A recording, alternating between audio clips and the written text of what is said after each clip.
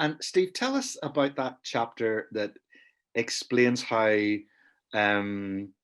Trevor was asked to build the first school. Tell us a little bit about that story.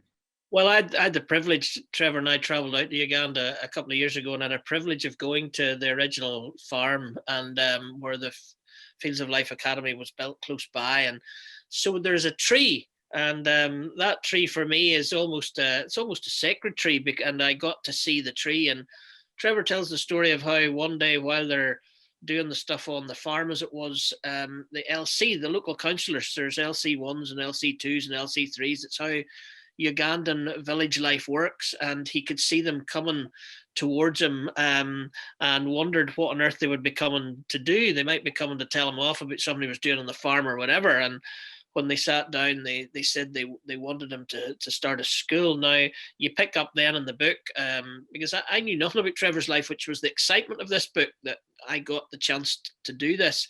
You find out that Trevor wasn't great with schools. He wasn't a man who had a love affair with schools, and so it was another of those voices. I think it was another of those steps. So through the plane journey home and through raising some funds, he'd ended up with a few steps further on. He's under this tree outside Kampala, and people are asking him to start a school. And being Trevor, he listened. And he took it back to the board at home. And I think what they'd been thinking about doing was maybe more of a vocational college, which is intriguing now because that has now come to pass 25 years later. But they weren't thinking of a school as a school.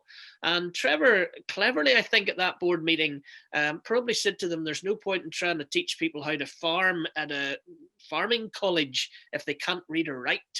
And so that was the first school. And I think, like every step, it was going to be the only school. And then, of course, there was another step. Yes, and many other steps then as the schools, more and more schools developed. And I mean, another really incredible story in the book is the clearing of landmines at a school. Tell us a little bit about that, Trevor. Yeah, we had gone to visit another school project in Lira, and we were walking through this site for the schools. I can't remember how big the site was. It was at least 10 acres, but it was all bush. But it was to one side of this site, just a little bit in the distance across the little Murram Road, there was a hill, but at the base of, on the site that we were on, there was two burnt out army tanks. And I'm saying to the guys, what went on here? They said this was the killing fields. And this is the evidence. And the soldiers were actually, when we were there, were still on top of this hill because they could see for miles and miles around the whole surrounding area. And it was their way of keeping an eye on what was happening. But we walked, another guy, myself and the Ugandans, we walked this site. Yeah, I mean, a site is a site. This looked like a great place for a school. But when they went to clear the school, they found two unexploded mines, and they had to call in the army.